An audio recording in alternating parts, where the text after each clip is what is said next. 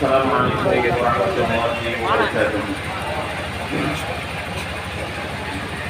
All praises for Allah.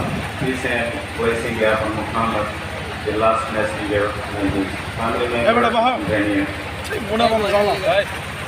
Today is a very important conference that we are all talk about the dignity and status of Masjid al-Aqsa.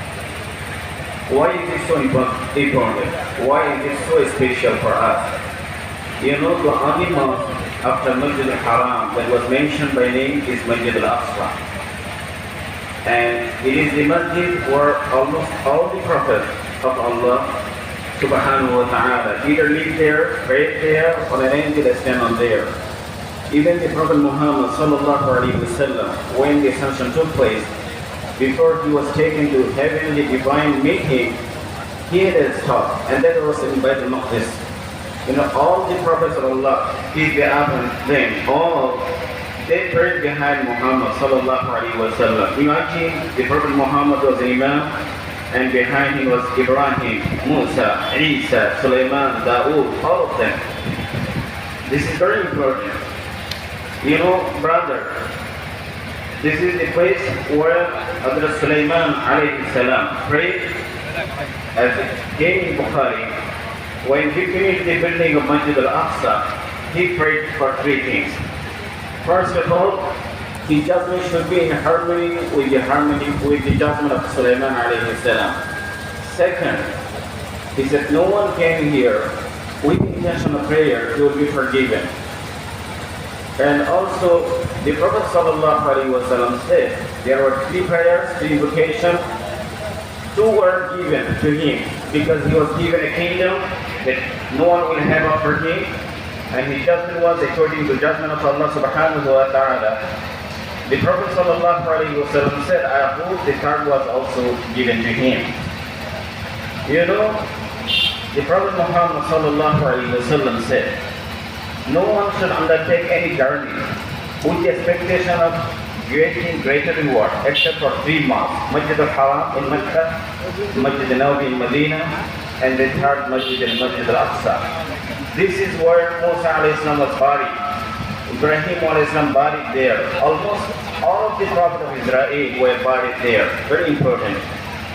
Before the Prophet died, he gave us great tidings that it was soon going to be conquered after the death of Muhammad sallallahu alaihi wasallam.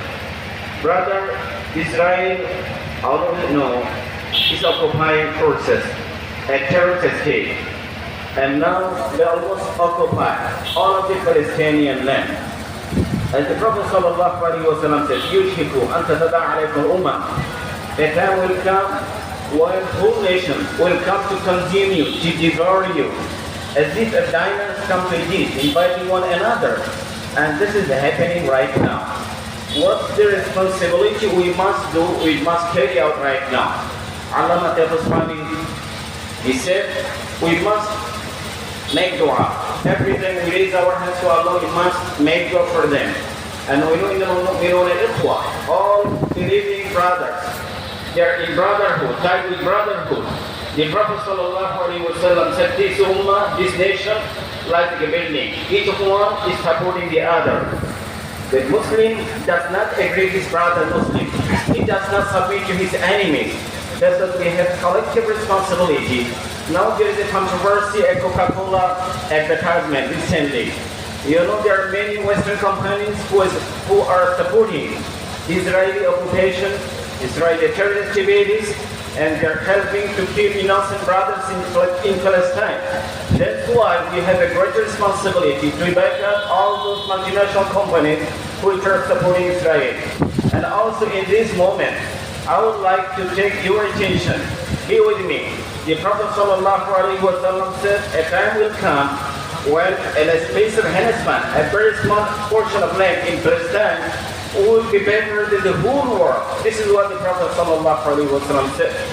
This is why we Muslims, wherever we are, whatever the language we speak, whatever the color, the skin we carry, we all believe any attack on Palestine is an attack on Islam.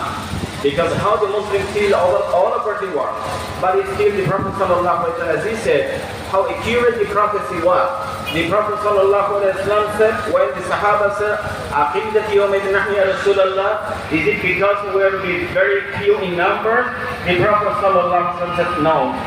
You will gain numbers. You have a lot. 2 billion. For example, let me say 2 billion people all over the world. But 2 billion Muslims all over the world, we cannot get a bottle of water into Gaza, a little bread into Gaza. So this is where weakness came. And the Sahaba said, where will this come weakness? Al-Wahan, Mahul Wahan. The Prophet ﷺ said, you are too obsessed with life and you are too fearful of death. This is tourism. That's for dunya wa karahiyatul maut. That's why we have the responsibility, my brothers here, ulama, and many dignitaries here, will not be so upset with life. Sometimes, if you are so upset with life, it will cost you your life. I said Mongol attack in Qatar, attack in Baghdad, many hundred years ago. A Muslim was told, just come here, don't move. A Mongol soldier used to tell him, and he used to grab it off and used to smash it to kill him. This is how they was fearful of death. When you are fearful of death, this will cost your life. That's why the Prophet ﷺ said, here's the remedy, here's the solution. We must be ready even to sacrifice our lives. And that will come. Definitely, understand. We'll not be much afraid of death. Jazakumullah khair for giving me a patient hearing. Wassalamu alaikum wa rahmatullahi wa barakatuh.